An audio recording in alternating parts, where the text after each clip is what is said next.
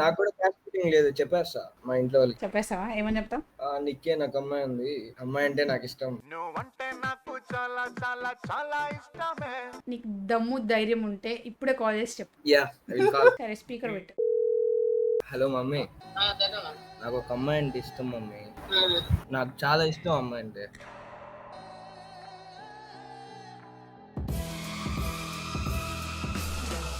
ఇక మొదలెడదామా?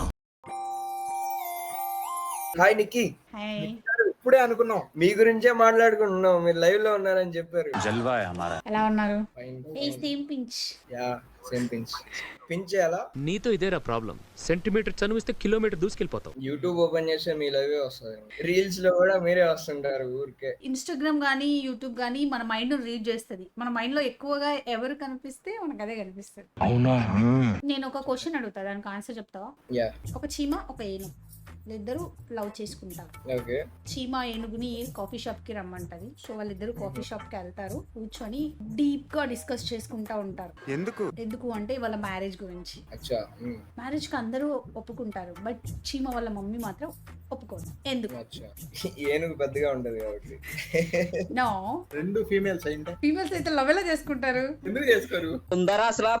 క్రేజీగా ఉండాలి ఆన్సర్. పర్సనాలిటీ సెట్ కాదని ఉంటది. కాదు. కాఫీ షాప్ కి ఎందుకు వెళ్ళారంటే చెప్తా చూడండి.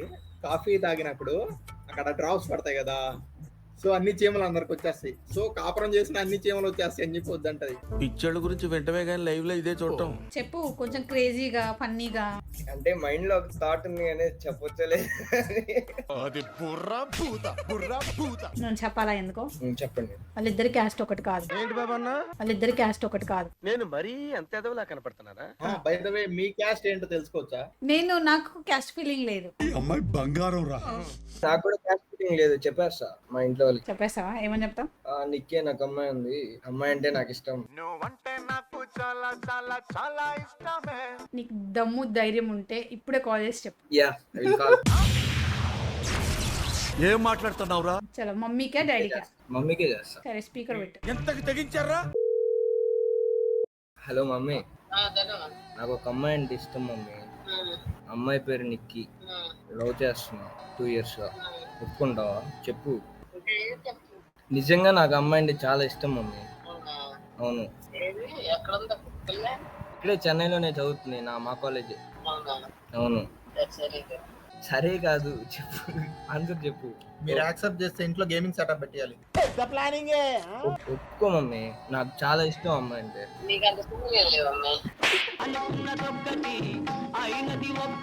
లేదు మమ్మీ, నిజంగా మమ్మీ.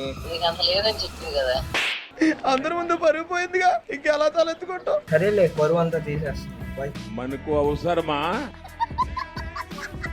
చూసావా, కనీసం మీ మమ్మీని ఒప్పించలేకపోయావు నువ్వు. మమ్మీకి నమ్మకం లేదు, నేను అంత జెన్యున్ గా ఉంటా కాబట్టి. ఇంకా లాక్కండి తెగుద్ది. నాకు అదే అనిపిస్తుంది. చూడడానికి కూడా కొంచెం ఇన్నోసెంట్ లా ఉన్నా పాపం. యా చాలా ఇన్నోసెంట్.